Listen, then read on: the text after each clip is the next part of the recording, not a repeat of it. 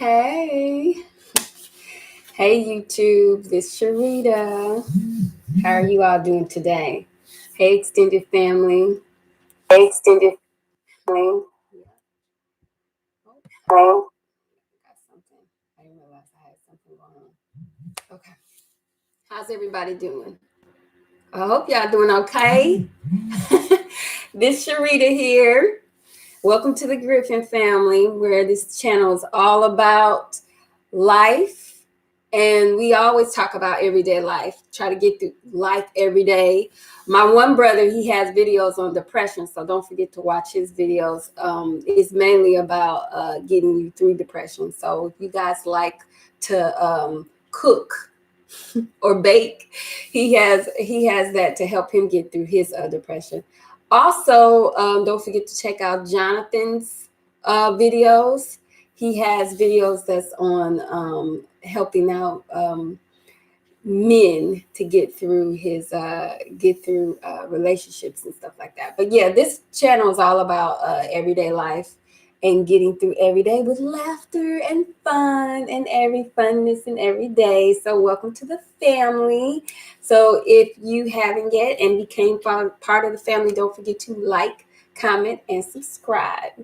All right, so today, okay, today we are mainly talking about career and career choices and how did I get to my career. But hopefully my story will be able to help you guys make a decision, especially single parents, make a decision on how to make a correct choice, or help you with what path you're trying to take and where you're trying to go in life. And maybe my story will give you some ideas on what to do if you're trying to go back to school or do something. So hopefully this story will be able to help you figure out what you want to do. Okay, family? So I guess we'll go ahead and get started. I'm not going to waste your time and get this thing going. I'm gonna start my story off where I had went to school at ITT Tech, and I didn't know what I wanted to do, and I didn't go the traditional route. Okay, like I had married and I had a kid, so I didn't go the traditional route. Went to school while I had a family. And I'm talking about, it took about, I was 20, let's see, when I graduated ITT, it was 2005 when I graduated ITT in drafting and design. And then after that, I started working for different engineering firms. So the first job I had, it was okay. It was pretty cool. He taught me everything. But let me tell you something. Don't get discouraged when you try to get out there and start your careers. Okay, don't get discouraged. Just know that hard work, and time is going to be on your side. Okay, so you just have to be patient on where you're trying to go in life. Okay. So I remember when I first got in there for my interview, and now there was a line full of people, okay, getting the same interview. I had no experience. I had no idea what I wanted to do. Okay. I just knew I graduated it with an associate's in drafting design. And I really didn't know what that meant either. Okay. I had no clue what that meant either. But I did know that I wanted to do something other than working at the grocery store or working at as a waitress, because I was a waitress. And so I walked in, he asked me a bunch of questions. And when he got to one question, I can remember this question to this day. He was like, why should I hire you? You got no experience. Why should I hire you? And you got no experience. You have no idea what any of this is. Because he could see the look on my face. I was like a deer in the headlights every time he asked me a question about something technical. And I had no idea what he was talking about. Okay. No idea. So I said, okay, the reason why you want to hire me is because I'm a clean slate. You can train me how you want to train me. You can mold me in what you want to mold me in. You can put me together how you want to put me together. And I have no complaints because I don't know nothing. and I'm learning from you. So yeah, so that's what ended up happening with the first job. I only stayed there for like a few months. Now, before then, I mean, after that, I had got another job at a metal building place where we did metal buildings, such as storage units and stuff like that. And I had no idea how to do that either. Let me tell you something. Pretty much all the jobs I had, it's like, I'm just gonna be honest. I was like a deer in the headlights. But sometimes as women, especially women, I know there's probably gonna be some men watching this too, but as women, we just need to take the step and just go ahead and apply for the job. Just apply for it. It doesn't matter if you didn't have the experience, just apply for it. If this is what you want to do, apply for it and see what happens and see if somebody will give you the chance. Okay. So that's would be my suggestion. So don't get discouraged. Even if you didn't get the job the first go around, don't get discouraged. Just take the oomph and do it. But the struggles that went along with it, because by the time I got my divorce, I was on my third job. And when I got my third job is when things hit the fan. I was going through my divorce, and I became a single mother at that point, and it was rough. But I knew that I didn't want to be in the same position that I was in when it came to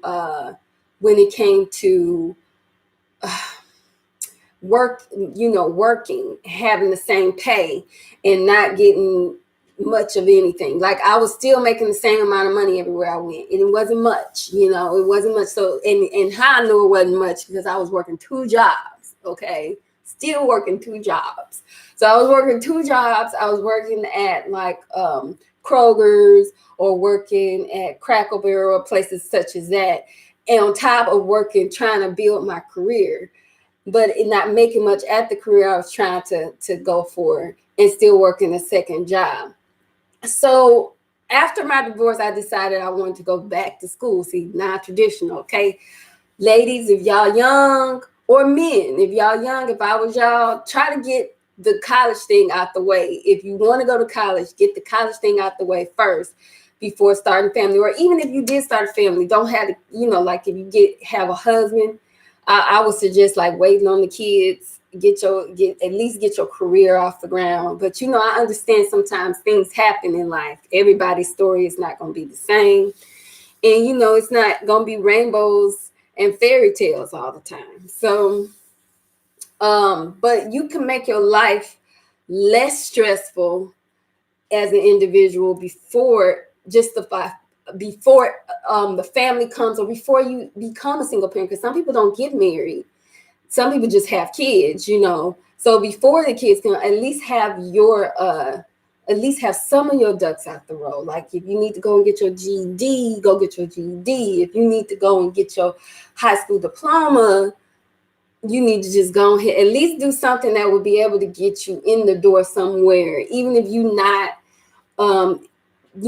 have a associate's degree or a bachelor's degree, something that will be able to get you into further yourself into a career. So what happened to me is when I had decided to go back to school, I ended up, I was still working 2 jobs. Lord have mercy. that was rough. So I ended up working for this hotel, and I was in school for like 7 years trying to get my bachelor's degree in mechanical engineering.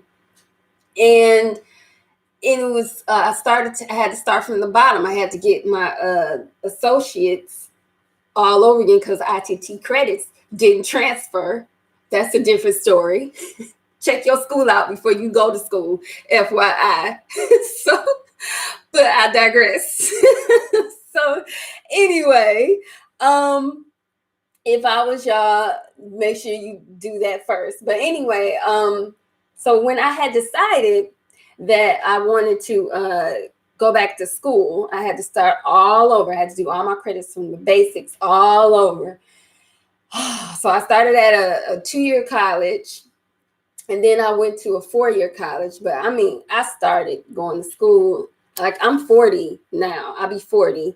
And I started going to school when I was like just turning 30 or something like that. I just started school, and it was like you see all these young kids in there, you get intimidated.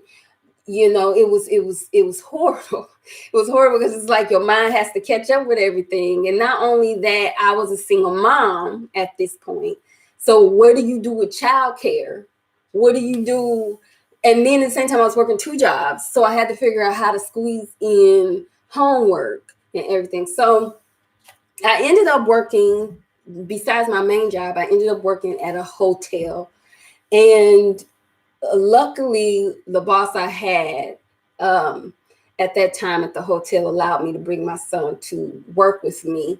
So I will be at the hotel. So after I get off work, after I get off work, I would go to the hotel, and then I would be there overnight. Yes, I had a lot of jobs. I did. I had a lot of jobs. It was a lot. A lot of jobs. I worked pretty much almost everywhere. Okay. But on top of my main jobs, at the same, so when I get to work, my son, he was a tiny thing at the time, so he would bring his video games. So while I was working the front desk, I was also doing homework and babysitting my son at the same time. So talk about a hot mess. And I did that for 4 years, trying to get through school and work 2 jobs. And then on top of that, I wasn't trying to neglect my child to make sure he had what he needed. I would put him in his sports and make sure that his schedule coincided with the classes that I took. So I had to work around that. Listen, I babysat my own child. I know I can't babysit my child, but that's what it felt like, because he was sitting there, he'd be like, he hungry. So I had to make sure he had his snacks. I had to make sure he had all his stuff. When after I pick him up from his daycare, from aftercare, we had to go to the hotel. And there was times I stayed at the hotel till like 2 or 3 or 4 in the morning. Okay. And there was times when Alec and I would just be there watching the front desk, and I was still doing homework and stuff like that, and papers and working on projects. And it was a lot. Okay, so then after that, I ended up the most many jobs I worked at one time were 2. Well, I had a third one once because I was trying to do insurance. But that didn't pan out too well. Trying to do insurance and work 2 jobs and go to school. That was a mess. Yeah, it was making me tired. That's why I was trying to find an scapegoat. I was trying to get out of working 2 jobs. I was trying to find some form of freedom where I didn't feel tired all the time and exhausted. And feeling like was doing everything by myself. I know a lot of you parents out there probably are when it comes to single parenting, feel like you're doing everything by yourself, especially if you're not getting help from the other party, or the party just disappeared, like you just had the baby by yourself. But yeah, I was really tired.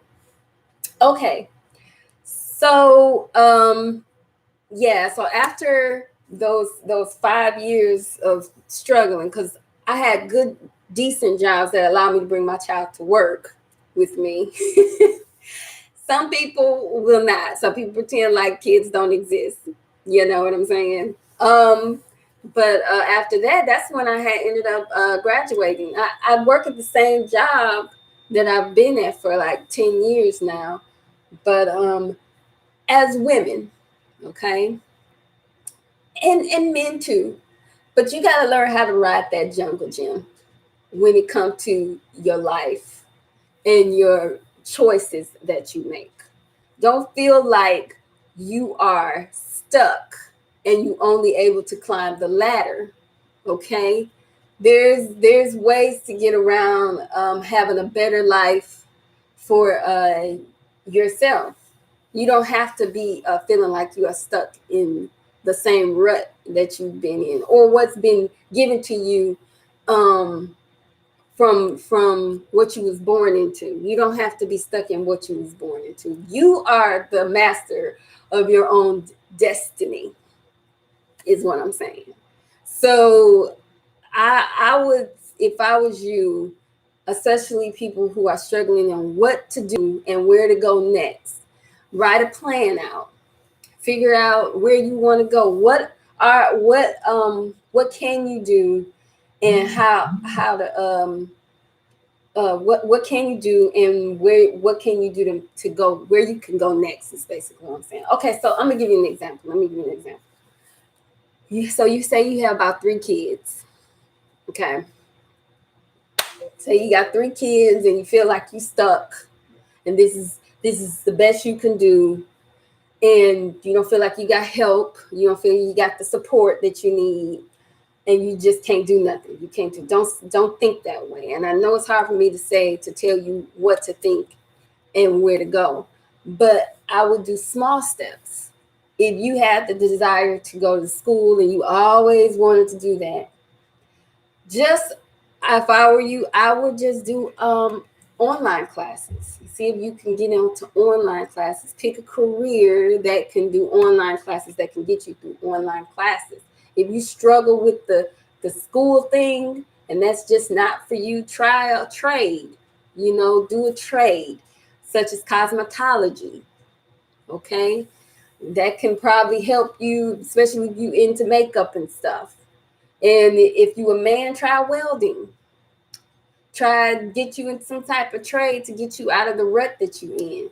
If you're not into the classroom thing, and you're not into the extra, the school, then try to start a small business. You can go get a business license for like $40, and it don't matter if you got a building or not. Just try to go out there and do something where you don't feel like you are. Yeah. My mom said, I'm the master of my destiny. Yeah, you're the master of your own destiny. That's what I'm basically saying. It is that you are. You are the master of your own destiny. There's so many different paths and places and situations you could go. But if you limit your mindset and tell yourself this is the best it's gonna be because this is how my parents lived, or this is the best it's gonna be because of the situation I feel like I put myself in because I had all these kids, or because this person who has abused you in your previous relationship and told you was less than, making you feel like you was incapable of doing anything. You have to try to change your mindset and tell yourself, I'm better than where I'm at, and I can go forward, and I can do this. And I know it's gonna be some struggles. There's gonna be times where it's gonna be hard, especially when it come to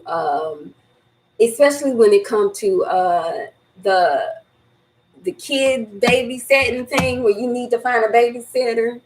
Or it's gonna be hard when, especially if you try to start your own business, it's gonna be hard to get that finances off the ground, especially if you're not financially stable. It's gonna be some struggles there. But no, the end of the road don't come easy. The end results don't come easy. You gonna have to work for what you want. You just gonna have to work for what you want. You can't just say, "Oh, I'm looking for Prince Charming and he gonna be there," or I'm looking for I'm looking for my the money to fall off the money tree. That's not how it works. You're gonna have to actually go out there and do the work for what you looking for, what you trying to do. So in life, basically. So I think because last time I held up y'all time, I was trying to make this video short compared to last time. If you have any questions about my story and try to figure out, or you didn't understand something in my story, feel free to contact me or comment or like this video, or however you want to contact me and let me know you either approve or don't approve. So just, so here, hey. What am I doing today? Oh, well, after I get off of here, I'm probably gonna find me some food because I need me something to eat. And then I have an event. My friend's child is graduating, so I'm going to go and see that. My career, oh man. So my career, again, I am a mechanical engineer, a design engineer, mechanical design engineer. And so basically, I guess I can break down what my career is. So if you guys don't understand it. So I draw HVAC. Okay. I draw HVAC.